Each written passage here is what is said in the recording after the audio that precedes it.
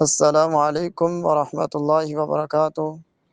شیخ صاحب، کیا مرد و عورت کی نماز کے طریقے میں کوئی فرق ہے یا دونوں کی نماز کا ایک ہی طریقہ ہے؟ رہنمائی فرمائیں۔ السلام علیکم ورحمۃ اللہ وبرکاتہ۔ اس کا جواب میں نے پہلے تفصیل کے ساتھ دیا ہے کہ نبی علیہ السلام سے کسی بھی صحیح حدیث کے اندر مرد اور عورت کی نماز کا کوئی فرق ذکر نہیں ہے۔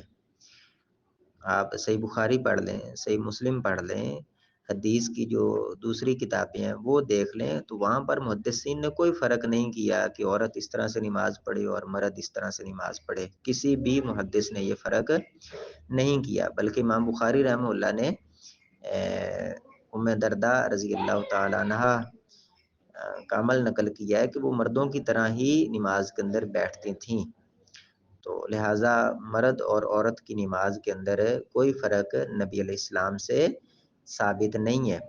اس بارے میں بعض روایات امام بیہقی رحمہ اللہ نے نقل کی ہیں سنن کبری البیہقی کے اندر، لیکن وہ سخت ضعیف ہیں، تو فرق کے بارے میں کوئی بھی حدیث صحیح نہیں ہے نبی علیہ السلام سے۔